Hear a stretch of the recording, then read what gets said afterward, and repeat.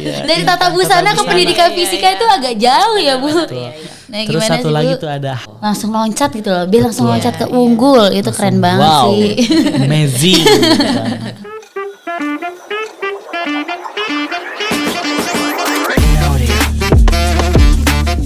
Assalamualaikum warahmatullahi wabarakatuh. Halo sobat-sobat Fisika, kembali lagi nih kita berada di Fisika Podcast. Episode kedua dengan host yang berbeda, yaitu saya Sania Sabilaha Dan saya Emadi Haril Paniadi yang akan menemani kalian pada episode kali ini. Oke sobat Fisika, dengan energi yang penuh semangat dan penuh keceriaan ini, Jangan lupa siapkan cemilan favoritmu dan duduk yang nyaman, dan mari kita mulai. pada podcast kali ini kita akan mengutip judul Penjelajahan Ilmiah bersama Sang Ahli. Langsung aja yuk kita mulai penjelajahan kali ini. Nah, di depan kita ini udah ada narasumber yang sesuai dengan tema kita kali ini nih, Ad. Betul Seorang sekali. ahli fisika yang menjadi salah satu dosen di Pendidikan Fisika FKIP UHAMKA, yaitu Ibu Wahyudian SPD MSI, atau yang biasanya kita panggil dengan Bu Wede. Tepuk tangan dulu dong buat narasumber yang super keren ini. Baik, selamat pagi Bu Wede. Gimana Bu kabarnya? Pagi, Caca dan Adia, selamat pagi. Alhamdulillah sehat ya. Alhamdulillah Ibu. Alhamdulillah. Puasa Bu hari ini Bu? Alhamdulillah masih kuat puasa. Alhamdulillah, meskipun dengan macetnya Jakarta Iya. nih ya, kita tetap harus berpuasa gitu. Betul sekali. Jakarta selalu macet, kalau nggak macet bukan Jakarta. Iya Bu. Betul sekali Bu. Fun fact nih guys, Bu Ede ini lulusan S1 Pendidikan Fisika FKIP UHAMKA dan lulusan S2 Fisika Murni Universitas Indonesia loh. Nah, yang menarik di sini kan Ibu kan S1 itu kan ngambil pendidikan ya Bu. Terus S2 Ibu mengambil ilmu murni fisika. Iya. Dan sekarang Ibu menjadi dosen pendidikan fisika, dan di mana itu kembali lagi kan Bu ke dunia pendidikan fisika itu sendiri. Nah, boleh nggak sih Bu kasih tahu alasannya kenapa Ibu yang pertama dulu nih Bu, kenapa Ibu memilih untuk mengambil murni setelah mengambil pendidikan gitu? Betul Bu, apakah di Murni cukup pusing itu Bu sehingga Ibu itu kembali ke pendidikan? Iya, jadi ceritanya kan saya dulu S1 Pendidikan Fisika UHAMKA ya. Iya, Bu. Tahun 2008 itu saya masuk. Jadi saya tuh sebenarnya di awal kan memang passion di fisika dari SMP itu saya sebenarnya. Keren sekali ya, Cak. Namun saya lihat sepertinya pembelajaran fisika tuh kurang menarik gitu ya dibandingkan dengan mungkin pelajaran yang lain ya seperti kimia, biologi dan sebagainya. Kemudian banyak juga kegiatan lab yang kurang hidup juga waktu itu, waktu zaman saya sekolah sih, mungkin kalau sekarang udah beda ya. Nah, sehingga saya SMA juga senang gitu ya dengan pelajaran fisika. Namun ya kembali lagi seperti itu gitu, kok sepertinya pelajarannya prosesnya kurang begitu menarik.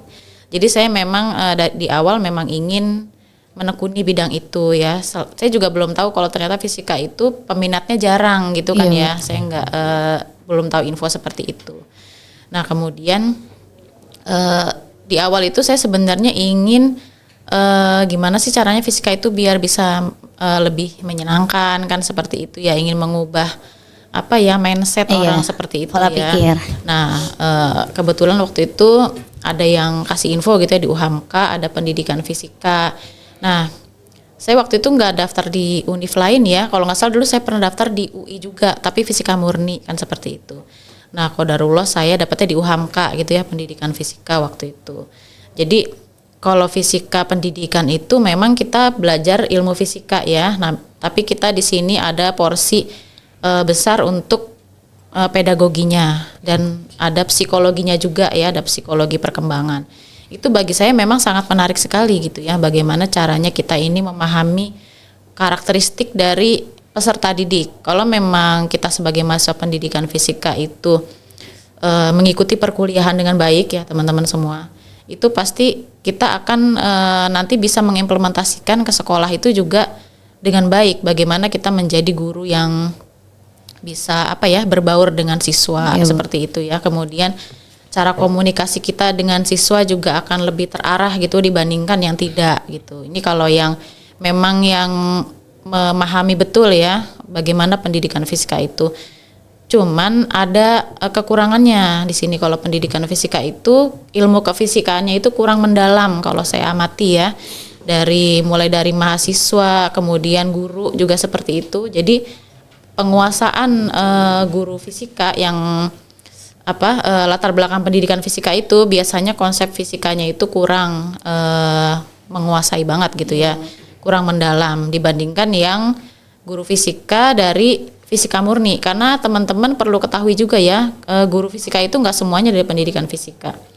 Ada juga dari fisika murni, kemudian kalau dulu itu ada program Akta 4 ya. Jadi dari ilmu fisika murni itu bisa mengajar gitu walaupun bukan pendidikan fisika menggunakan Akta 4. Nah, kalau sekarang itu sudah tidak boleh teman-teman ya. Jadi semuanya harus mengikuti program profesi guru gitu ya. Kalau dulu boleh. Kalau sekarang teman-teman yang dari murni itu bisa jadi guru kalau mengikuti PPG ya, atau program profesi guru. Nah, dari situ waktu itu saya ada dari semester 2 itu saya sudah jadi asisten laboratorium ya waktu itu. Zaman keren sekali, dosen Bu. saya Bu Isti ya, terus kemudian Bunda Yulia gitu. Jadi memang saya sudah aktif di lab waktu itu dari semester 2 bersama dengan teman-teman saya dulu ya, seperti itu. Nah, jadi di situ saya mendalami aja gitu fisika, terus kemudian kita juga sering ke perpustakaan gitu ya. Iya, Bu. Perpustakaan, baca-baca seperti itu. Jadi memang kita nggak cuma mendapatkan materi dari dosen aja gitu, dari itu juga. Nah, dari kekurangan keilmuan ya, maka saya mengambil S2-nya di UI seperti itu. Kebetulan memang ada kesempatan untuk menjadi dosen muda waktu itu di fisika kan ya. Karena memang di fisika ini kan dosennya itu senior gitu. Iya, betul. Apalagi zaman saya tuh ada Bunda. itu dulu ada yang lebih tua lagi daripada itu gitu ya zaman saya dulu. Jadi mungkin memang UHAMKA melihat harus ada regenerasi ya. Ya, betul, Dulu Bu. kan prodi matematik, prodi biologi itu memang mereka sudah melakukan regenerasi. Iya, Bu. Nah, kalau fisika itu yang belum gitu ya. Dulu dosen mudanya terakhir itu Bu Vera gitu dan Bu Isti waktu itu. Nah, kemudian ada rekrutmen dosen muda, itu ada beberapa rekan saya ya, ada Bu Nyai mungkin ya sekarang sudah resign. Kemudian ada Pak Felik waktu itu, terus kemudian saya.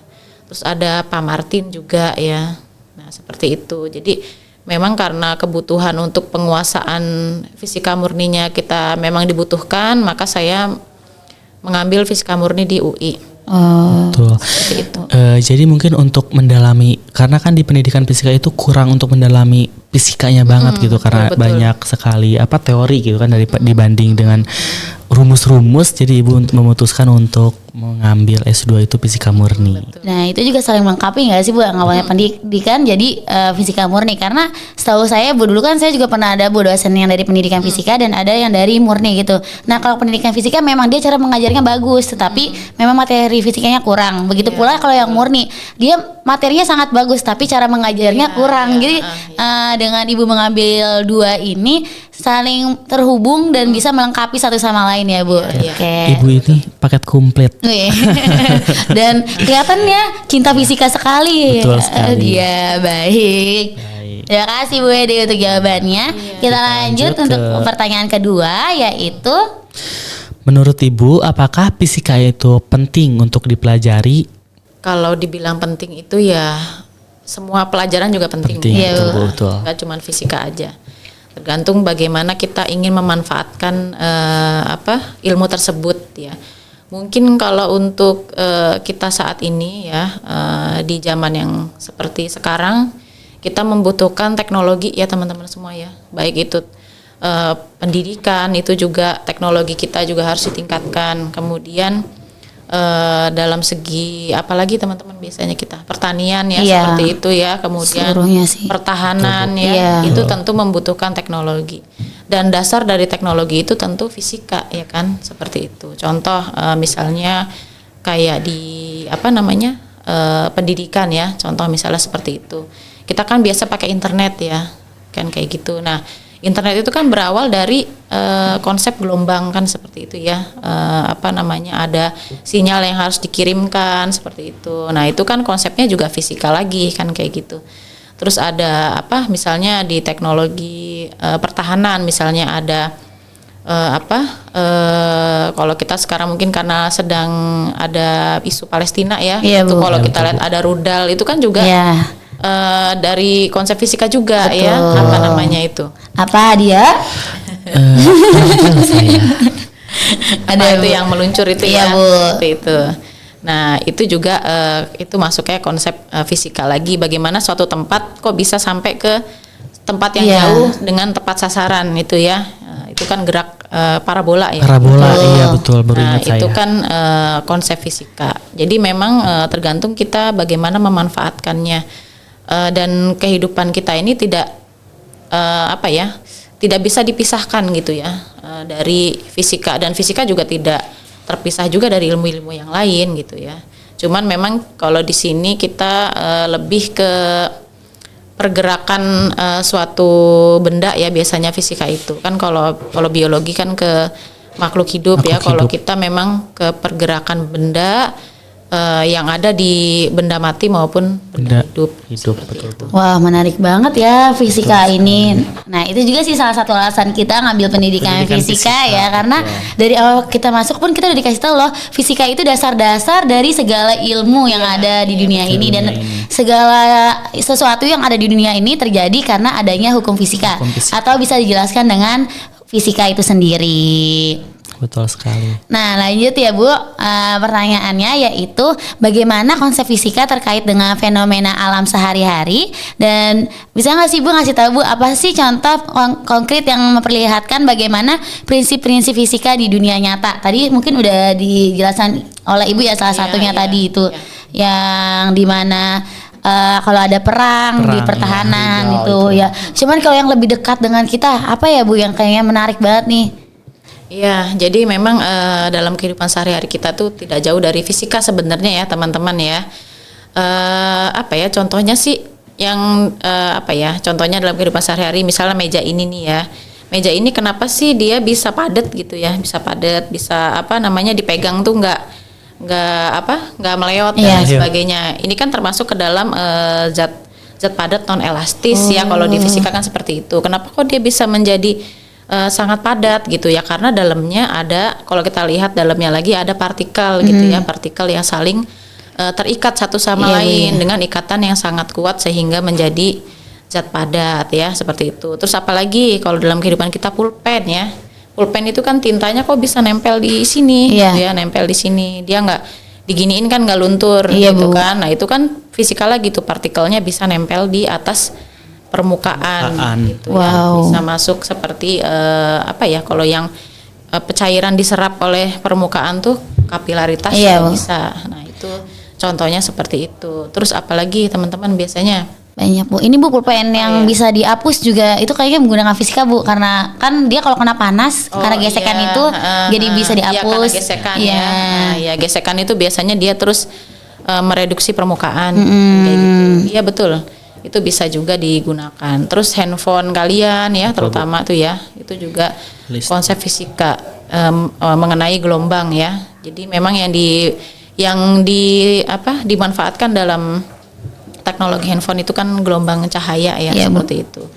Jadi bisa cepat juga, misalnya kita mengirim WhatsApp ke tempat lain gitu ya, bisa disampaikan juga dengan cepat seperti itu. Mungkin zaman dulu tidak terpikirkan hal yang seperti itu gitu ya, tapi karena adanya ilmu fisika ya, kemudian semakin lama semakin berkembang, akhirnya orang bisa mengembangkan teknologi gitu ya, kemudian bisa menciptakan prototipe yang baru seperti itu. Mungkin nanti berapa tahun ke depan gitu ya, mungkin ada lagi teknologi-teknologi yang lebih terbaru lagi mungkin ya. Betul sekali. Nah, menarik banget jawabannya ya dia. Betul. Nah, setelah ini ada pertanyaan yang berhubungan tentang pekerjaan Ibu saat ini nih Bu, yaitu dosen. Apa tuh dia pertanyaannya? Menurut Ibu, apa sih tantangan dalam menjelaskan konsep fisika yang kompleks kepada orang-orang yang mungkin tidak memiliki latar belakang ilmu fisika gitu Bu? Jadi Ibu itu menjelaskan kepada orang-orang yang mungkin awalnya itu anak IPS gitu Bu, bukan IPA. Iya Bu. Terus banyak juga teman-teman kita yang sebenarnya nggak dari jurusan IPA. Salah satunya ada Intan nih Bu, dia dari jurusan apa Intan? Dia Tata busana. Tata busana, Bu. Oh iya, saya Nah, baru kita tahu. iya, Bu. Dari tata busana ke busana. pendidikan Iya, fisika iya. itu agak jauh ya, Bu. Iya, iya. Nah, Terus gimana satu sih, lagi Bu? tuh ada Hanifah Bu, Apa tuh? akuntansi. Tapi Akuntansi. Hanifah ini ya. Alhamdulillah, Alhamdulillah, iya. Iya, Bu. Iya. Ini yang tata busana emang agak heran sih, Bu. Saya juga heran, Bu. Heran agak sekali jauh. gitu. Tata Tapi busana. bagus-bagus angkatannya mereka tuh walaupun Wih, ya, angkatan kita. Tepuk tangan Tepuk buat tangan angkatan dulu kita. walaupun multi talenta. Campur-campur. Betul sekali. Alhamdulillah. Nah, gimana tuh, Bu? Tantangannya yang dihadapi? Sebenarnya sih di samping tantangan itu juga sesuatu yang menarik ya untuk saya ya seperti itu. Jadi memang teman-teman dari zaman dulu memang kalau untuk fisika itu kan lintas peminatan biasanya yang masuk seperti itu ya. Dan kadang saya juga nggak tahu ini ternyata dari IPS dari Iya. mana gitu. Kita juga dosen-dosen juga tidak tahu. Cuman kita itu kalau menurut saya sih karena kita sudah kuliah gitu ya, sudah kuliah kemudian sudah terfokus ke satu penjurusan gitu ya. Jadi mungkin mahasiswa bisa lebih fokus dalam belajar. Kalau dulu kan waktu SMA mungkin karena pelajarannya banyak ya, yang harus dikuasai juga banyak. Jadi kadang malah saking banyaknya informasi malah nggak terserap dengan baik gitu. Betul. Betul Ibu. Tapi kalau saya tuh ada trik tersendiri ya kalau untuk mengajar itu memang kita membutuhkan yang namanya kontekstual ya, kontekstual teaching and learning.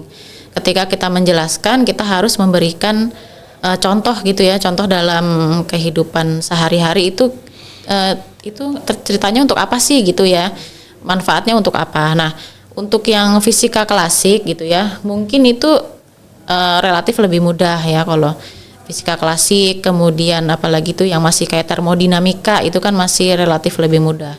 Nah nanti agak sulitnya nanti kalau di kuantum seperti itu ya di semester atas ya kayak gitu. Kuantum kemudian apalagi gelombang ya, gelombang. Kalau optik masih inilah Iya, ya, Bu. optik masih bisa. Kemudian fisika modern itu juga udah Sekarang udah agak rumit, gitu ya, Bu. Rumit udah gitu, Bu. agak Ngambil rumit data ya. sulit sekali. Nah seperti itu.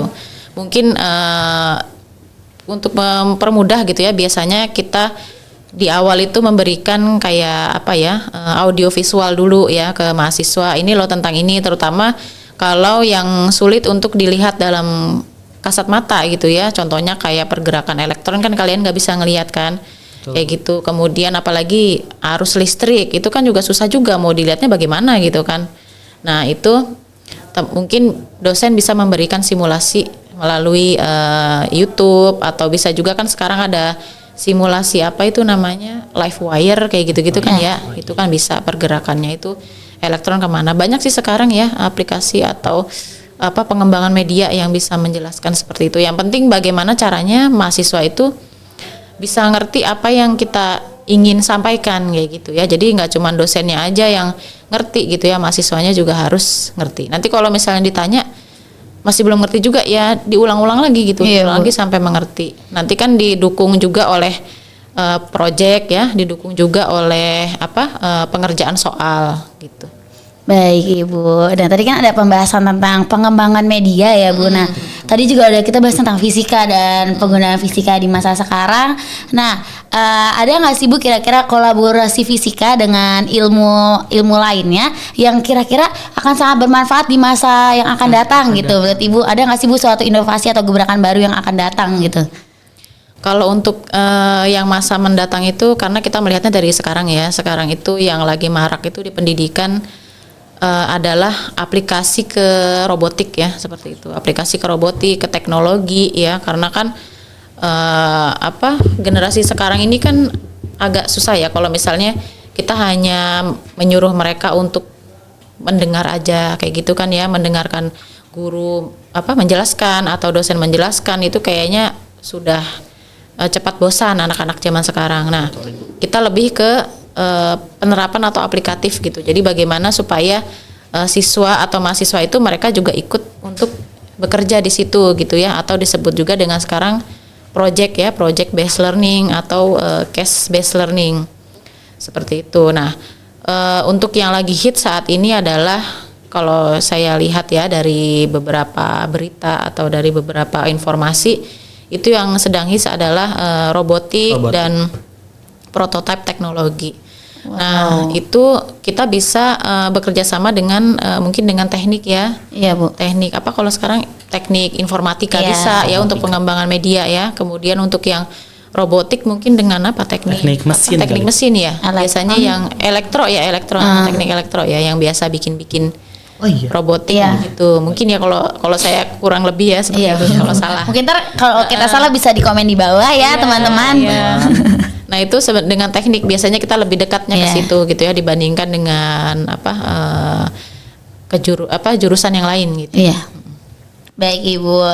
Nah tadi Bu Edo udah menjawab nih guys pertanyaan-pertanyaan umum dari kita mengenai ya banyak ya tentang dosen, fisika dan segala macam.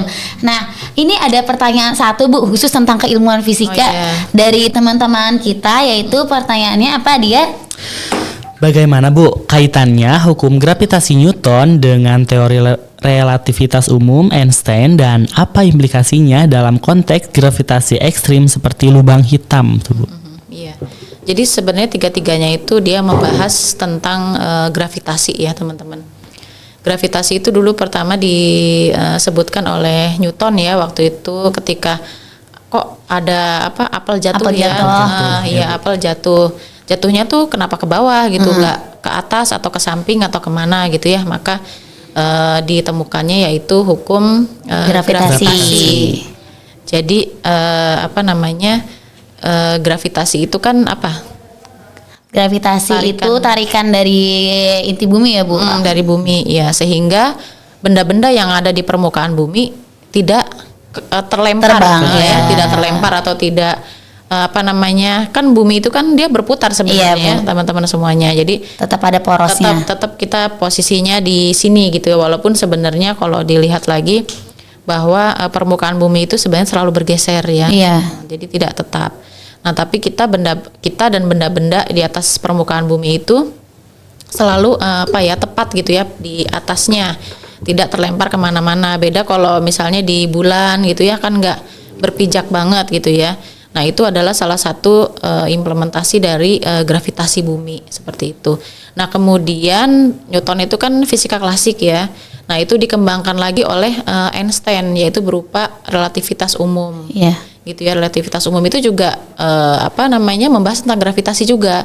Cuman ciri khasnya di situ kan adanya ruang dan waktu ya di situ. Kenapa sih kok bisa ada gravitasi gitu ya? Kenapa di situ kan orang pasti namanya ilmuwan kan dia selalu mencari tahu gitu. Mungkin kalau sekarang mah bilangnya kepo kan kayak gitu ya. Bilangnya kan kepo. Kenapa sih kok bisa, kalau mungkin kita mah oh ya udah gravitasi ya 9,8 Iya, gitu Bu. kan ya udah cukup gitu kan. Tapi kalau ilmuwan kan tidak seperti Diperpanjang itu. lagi. Ya. Diperpanjang gitu ya. Jadi kenapa sih kok bisa ada gravitasi terus ditelusuri kayak gitu-gitu kan.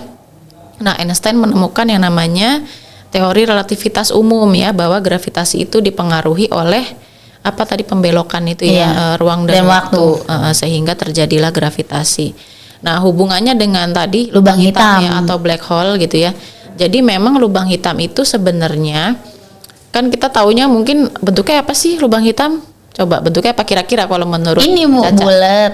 Terus, Ya, terus? nanti ada hitam-hitam terus nanti kalau kayak ketarik gitu lah Bu. Nah hitam-hitamnya itu apa? Cahaya gitu kayak ruangan lain.